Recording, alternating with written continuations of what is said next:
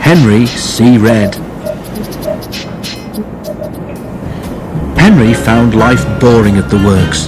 The men worked hard to make him better, but it seemed ages before he was ready.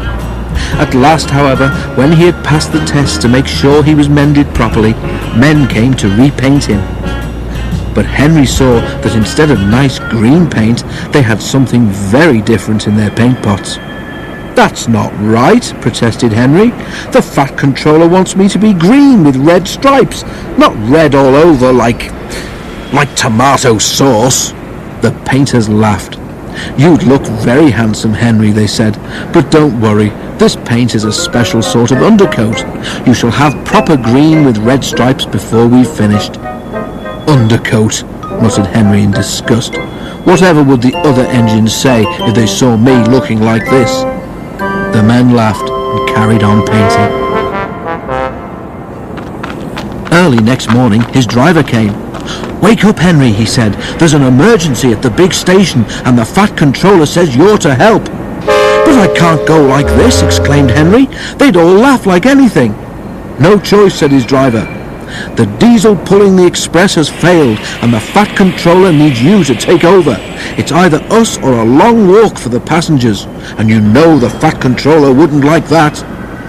The fireman raised steam as quickly as he could, and Henry, blushing with embarrassment, set off for the big station.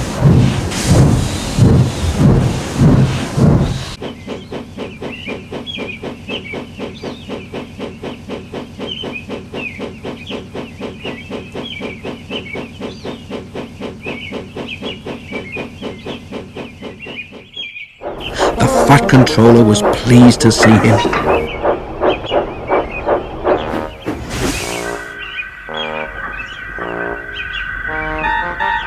"I feel so silly looking like this," complained Henry. The Fat Controller laughed. "You do look unusual, Henry," he agreed, "but you have helped me out of a very awkward situation, so don't worry about it." But Henry did worry. Soon, too soon for Henry, it was time to start.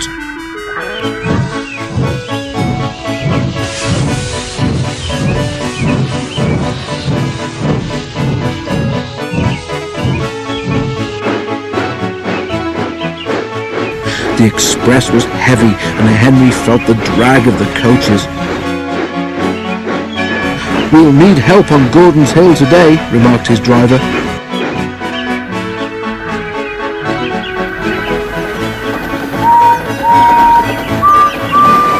But they were in trouble earlier than that.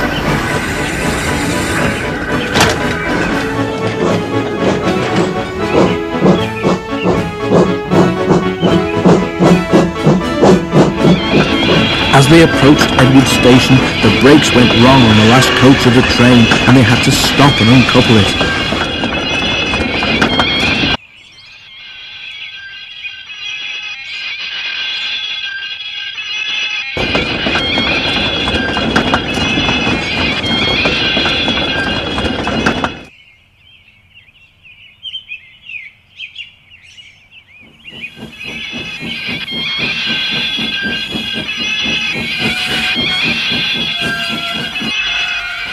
To make matters worse, Donald, who should have been there to help, had been called away. Henry had to push the coach into a siding himself.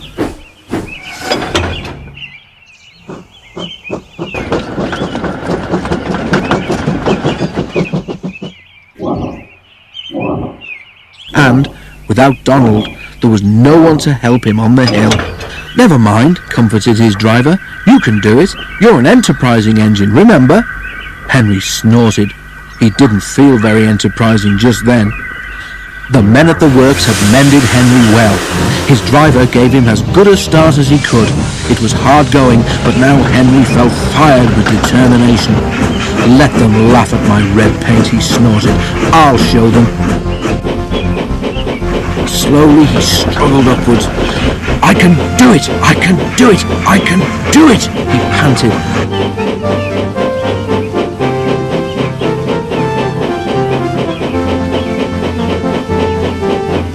"Oh dear, will the top never come?"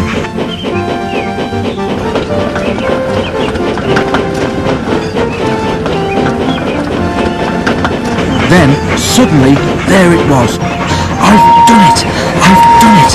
I've done it!" he puffed proudly. After that, it was much easier, and they reached the other railway quickly.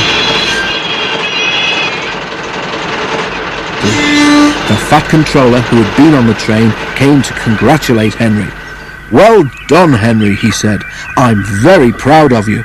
Perhaps all my engines should be painted red, but you have certainly earned your proper green with red stripes." Which, of course, is just what Henry got.